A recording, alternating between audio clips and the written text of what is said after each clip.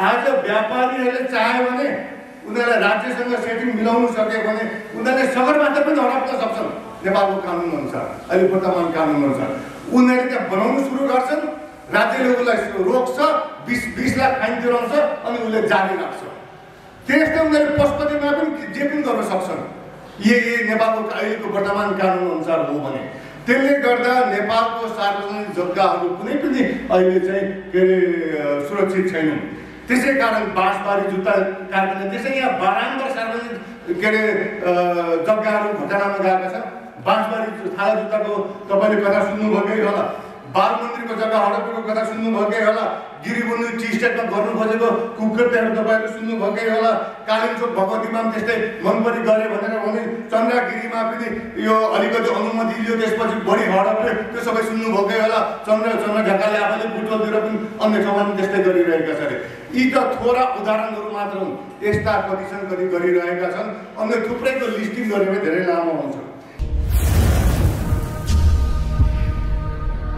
नेपालमा अहिले cable car निर्माण जो मुकुङमा भइरहेको छ र अन्य विभिन्न क्षेत्रमा भइरहेको छ, त्यस्तो प्रकारको प्रक्रियालाई चाहिँ संसारमा क्रोनी क्यापिटलिजम भनिन्छ।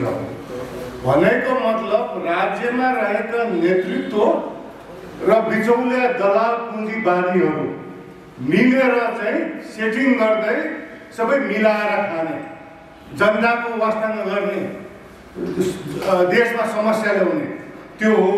र नेपालमा पनि अहिले त्यही भइरहेको छ। नियमको नाममा नेपालमा जुन अहिले यो कानुन त्यो कानुन भन्छ नि, त्यो विधिको शासन होइन। विधिको शासनमा त्यो विधि लागू हुनको लागि हामी आफै वा हाम्रो प्रतिनिधिहरूले बनाएको नियमले मात्र हामी त्यो मान्नु हामीलाई बाध्य हुन्छ। तपाईँ र हाम्रो प्रतिनिधिहरूले नबनाएको नियम हामीलाई मान्नु बाध्य हुँदैन। त्यसलाई चाहिँ रुल बाई ल भनिन्छ। रुल अफ ल र रुल बाई लमा फरक हुन्छ। पञ्चायतमा पनि नियम थियो, राणा शासनमा पनि रुल थियो, त्यो चाहिँ रुल बाई ल हो। रुल अफ ल भनेको चाहिँ जनता र उनीहरूको प्रतिनिधिहरूले सबै मिलिजुली बनाएको र सबैलाई सर्वस्वीकार्य नियमहरू, सबैलाई समान रूपले लागू हुने नियमहरू। तर नेपालमा चाहिँ एक थरीहरू मिलेर नियम बनाउँछन् अनि त्यो नियमलाई मिचेर चाहिँ उनीहरूले चाहिँ अहिले शासन गरिरहेको छ। जस्तो म तपाईँहरूलाई गुनागत रूपले भन्छु, पहिलो भ्रष्टाचार, विभिन्न भ्रष्टाचारको कारण होइन। पहिलो भ्रष्टाचारले इन्भाइरोमेन्टल त्यो एसेसमेन्ट गर्दाखेरि 5 हेक्टर भन्दा कमको लागि मात्र बनाइएको छ, जबकि यो मुकुङमा अहिले केबल कार कम्पनीले 5 हेक्टर भन्दा बढी जग्गा उसले मिचेको छ। उसले 10-12 हेक्टर जग्गाहरू प्रयोग गरेको छ। भ्रष्टाचारको पहिलो उदाहरण। दोस्रो उदाहरण, मुकुङ केबल कार कम्पनीलाई 2 वर्षसम्म मात्र त्यो रुखहरू काट्ने अधिकार दिएको थियो। 2 वर्षभित्र रुख काट्न नसकेको खण्डमा त्यो स्वतः रद्द थियो त्यो लाइसेन्स। 2 वर्ष नागिसकेपछि, 5औं वर्ष नागिसकेपछि मात्र उनीहरूले त्यो रुखहरू काटे। दोस्रो भ्रष्टाचार। तेस्रो भ्रष्टाचार, यो केबल कार कम्पनीले कुनै पनि प्रोजेक्टहरू, विकासको प्रोजेक्टहरू बनाउँदाखेरि टर्म्स अफ रेफरेन्स राज्यसँग लिनुपर्छ। उसले लिएको छैन, अझैसम्म उसले देखाएको छैन। त्यसले गर्दाखेरि उसले चाहिँ यो तेस्रो भ्रष्टाचार, जुन चाहिँ टर्म्स अफ रेफरेन्स लिनु पर्थ्यो उसले अझैसम्म देखाएको छैन। पत्रकारहरू खोजे, अनुसन्धानदाताहरू खोजे आउ न देखाऊ भन्छ। एउटा मन्त्रालयले अर्को मन्त्रालयले बनाउँछ, त्यो केबल कार कम्पनीले देखाउँदैन। त्यसले गर्दा यसरी जुन चाहिँ उसले टर्म्स अफ रेफरेन्स लिनुपर्ने हो त्यो उसले अझैसम्म देखाउन सकेको छैन, किनभने उसँग सायद छैन होला। त्यसले गर्दा टर्म्स अफ रेफरेन्स चाहिँ नबनाइकन उसले यो केबल कार कम्पनी सुरु गरेको छ। अब तपाईँहरू सोच्नु होला, कसरी एउटा व्यापारीले एउटा लगानी चाहिँ टर्म्स अफ रेफरेन्स नगरिकन उसले सुरु गर्यो, उसको लगानी डुब्दैन। तर यहाँ चाहिँ कानुन पनि यस्तै व्यापारीको इन्ट्रेस्टमा बनेको छ। नेपालको कानुनले के भन्छ अरे भने, त्यो भोलि केबल कार कम्पनीलाई हामीले राज्यले उसलाई फाइन तिराउँछ अरे, उसलाई 20 लाख तिराएपछि उसले बनाउनु पाउँछ अरे। नेपालको कानुन, आजको कानुनले त्यही भन्छ। भनेपछि म तपाईँहरूलाई के भन्छु भने, आज व्यापारीहरूले चाह्यो भने उनीहरूलाई राज्यसँग सेटिङ मिलाउनु सक्यो भने उनीहरूले सगरमाथा पनि हराउन सक्छन् नेपालको कानुन अनुसार, अहिले वर्तमान कानुन अनुसार। उनीहरूले त्यहाँ बनाउनु सुरु गर्छन्, राज्यले उसलाई रोक्छ, 20 लाख फाइन तिराउँछ अनि उसले जारी राख्छ। त्यसले उनीहरूले पशुपतिमा पनि जे पनि गर्न सक्छन् यही नेपालको अहिलेको वर्तमान कानुन अनुसार हो भने। त्यसले गर्दा नेपालको सार्वजनिक जग्गाहरू कुनै पनि अहिले चाहिँ के अरे सुरक्षित छैनन्। त्यसै कारण बाँसबारी जुत्ता कारखाना त्यसै यहाँ बारम्बार सार्वजनिक के अरे जग्गाहरू घोटालामा गएका छन्।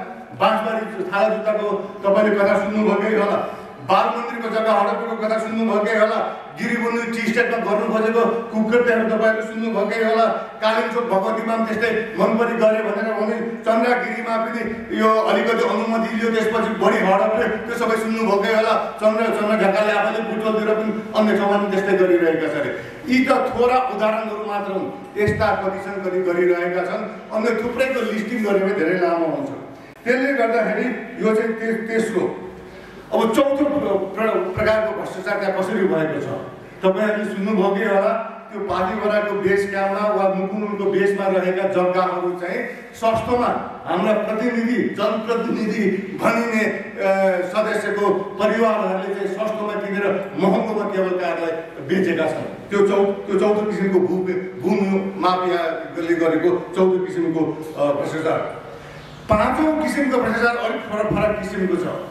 तपाईँ हामीले तिरेको करले जागिर खाने सशस्त्र प्रहरी र प्रशासन सिडिओ र डिएसपीलाई लगाएर आज त्यहाँ मुकुलमा आन्दोलनलाई दबाइएको छ।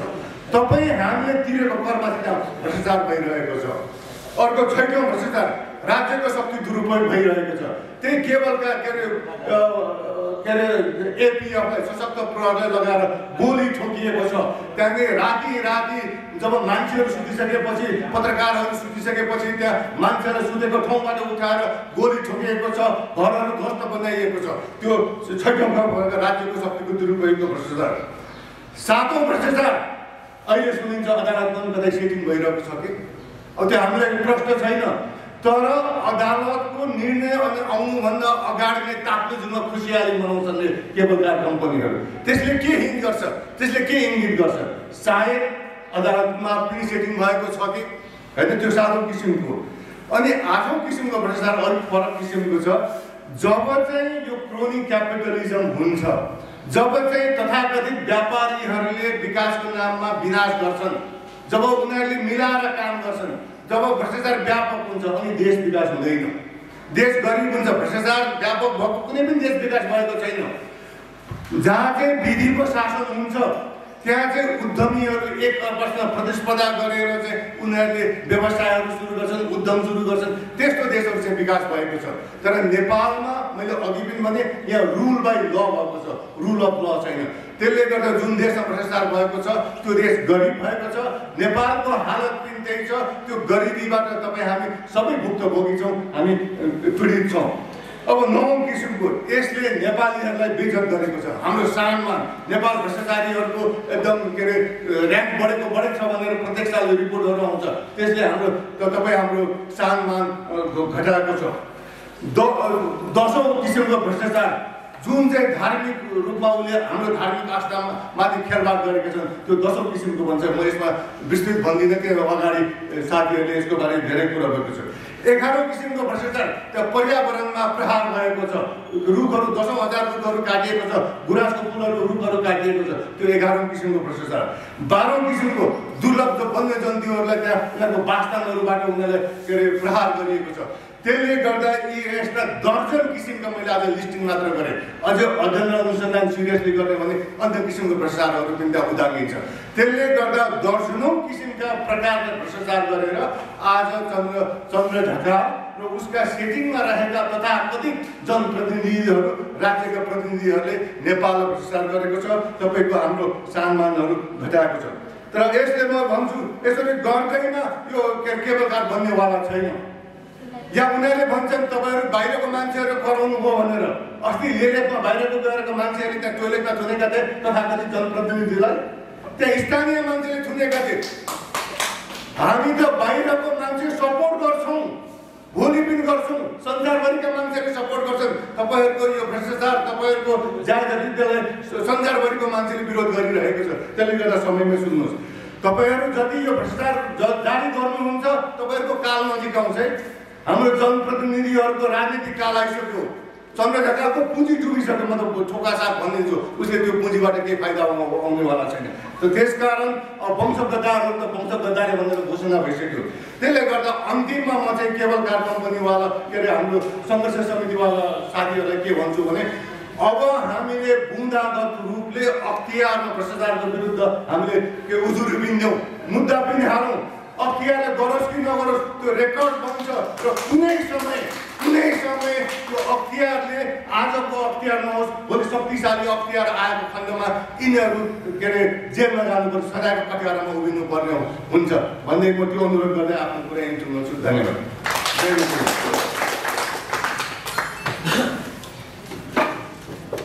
धन्यवाद छ आनन्दलाई आफ्नो भनिराख्नु भएकोमा।